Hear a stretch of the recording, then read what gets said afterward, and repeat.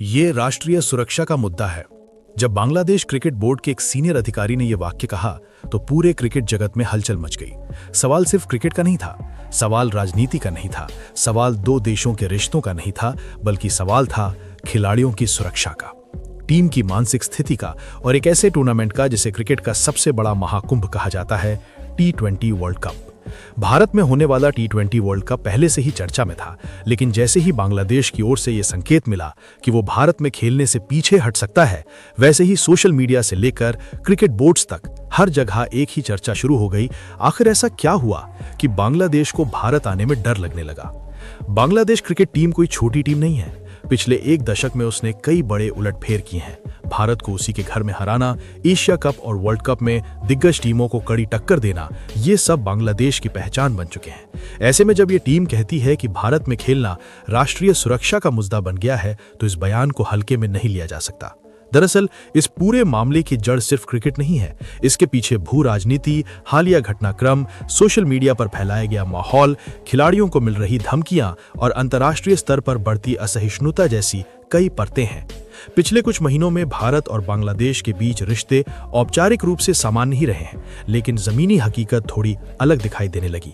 कुछ विवादित घटनाएं, कुछ बयान और कुछ वायरल वीडियो ने ऐसा माहौल बना दिया कि बांग्लादेशी खिलाड़ियों और अधिकारियों को भारत आने में असहजता महसूस होने लगी। सूत्रों की माने तो बांग्लादेश क्रिकेट बोर्ड को अपने कई खिलाड़ियों के परिवारों से सीधे फोन आए। खिलाड़ियों की पत्नियों, माता पिता और रिश्तेदारों ने साफ कहा, क्या भारत में सच में सुरक्षित रहेंगे? जब खिलाड़ियों का परिवार डर में हो तो मैदान पर प्रदर्शन अपने आप प्रभावित होता है। बांग्लादेश क्रिकेट बोर्ड ने इस मुद्दे पर आंतरिक बैठक बुलाई। उस बैठक में सिर्फ क्रिकेट पर बात नहीं हुई, बल्कि intelligence reports, social media analysis और अंतर्राष्ट्रीय सुरक्षा एजेंसियों की राय भी रखी गई। रिपोर्ट्स में बताया गया कि कुछ कट्टरपंथी ग्रुप्स द्वारा खिलाड़ियों को ऑनलाइन टारगेट किया जा रहा है। कई खिलाड़ियों को डायरेक्ट मैसेज में धमकियां मिली। यहीं से मामला गंभीर हो गया। बोर्ड के एक वरिष्ठ अधिकारी ने साफ शब्दों में कहा, हम क्रिकेट खेलते हैं, जंग नहीं। अगर हमारे खिलाड़ियों की सुरक्षा पर सवाल उठता है तो हम किसी भी कीमत पर समझौता नहीं करेंगे। ये बयान सिर्फ भावनात्मक नहीं था, बल्कि इसके पीछे बांग्लादेश का पुराना अनुभव भी था। इससे पहले भी कुछ देशों में खेलने के दौरान बांग्लादेशी खिलाड़ियों को नस्लीय टिप्पणियों और धार्मिक तानों का सामना करना पड़ा था। हालांकि भारत में ऐसा बड़े स्तर पर कभी सामने नहीं आया, लेकिन मौजूदा माहौल ने डर को बढ़ा दिया। भारत, जो खुद को दुनिया का सबसे बड़ा क्रिकेट होस्ट मानता है, इस खबर से हैरान रह गया। BCCI के लिए यह सिर्फ एक टीम का ना आना नहीं था, बल्कि भारत की छवि पर सवाल था। BCCI ने तुरंत प्रतिक्रिया देते हुए कहा कि भारत हर अंतर्राष्ट्रीय टीम की सुरक्षा को सर्वोच्च प्राथमिकता देता है और बांग्लादेश को किसी भी तरह की चिंता करने की जरूरत नहीं है। लेकिन सवाल यह था कि क्या सिर्फ बयान देने से डर खत्म हो जाता है? बांग्लादेश के खिलाड़ी इंसान हैं, मशीन नहीं। जब आप मैदान के बाहर असुरक्षित महसूस करते हैं तो मैदान के अंदर आपका खेल भी प्रभावित होता है। यही बात बांग्लादेश बोर्ड समझाना चाहता था। कुछ पूर्व बांग्लादेशी खिलाड़ियों ने भी इस मुद्दे पर खुलकर बात की। एक पूर्व कप्तान ने कहा, हम भारत में कई बार खेले हैं और ज्यादातर अनुभव अच्छे रहे हैं, लेकिन आज का भारत, सोशल मीडिया वाला भारत, ट्रोल आर्मी वाला भारत थोड़ा अलग है। खिलाड़ी हर समय मानसिक दबाव में रहते हैं। ये बयान भारत में कई लोगों को चुप किया। सोशल मीडिया पर बांग्लादेश के खिलाफ गुस्सा फूट पड़ा। कुछ लोगों ने कहा कि ये सिर्फ बहाना है, कुछ ने इसे राजनीतिक चाल बताया, तो कुछ ने सीधे बांग्लादेश को कमजोर टीम कहकर ताना मारा। लेकिन इसी सोशल मीडिया रिएक्शन ने बांग्लादेश के डर को और मजबूत कर दिया।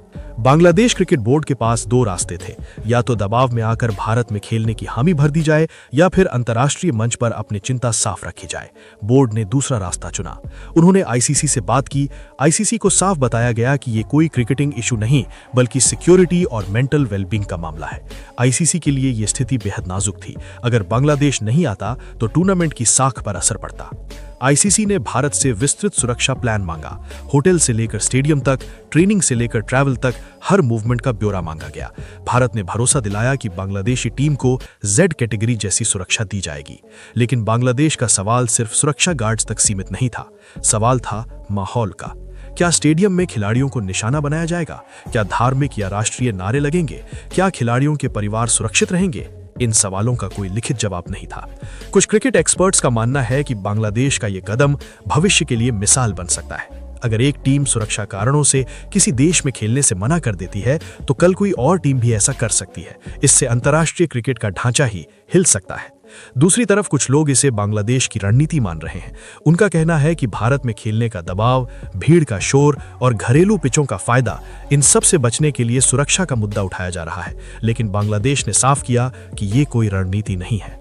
बोर्ड के अध्यक्ष ने कहा, अगर हमें हार से डर होता तो हम क्रिकेट ही छोड़ देते। बात सिर्फ इंसानी जान की है। इस बयान के बाद मामला और गर्मा गया। भारत सरकार के स्तर पर भी इस पर चर्चा हुई। खेल मंत्रालय ने कहा कि भारत किसी भी टीम के लिए असुरक्षित नहीं है और ऐसे बयान भारत की छवि खराब करते हैं। वहीं कुछ भारतीय पूर्व खिलाड़ियों ने संतुलित राय दी और कहा कि अगर किसी टीम को डर लग रहा है तो उसे सुना जाना चाहिए। यही तो असली सवाल है, क्या क्रिकेट सिर्फ खेल है या खिलाड़ियों की जिंदगी उससे ज्यादा कीमती है? क्योंकि आखिर में ट्रॉफी से पहले जिंदगी आती है।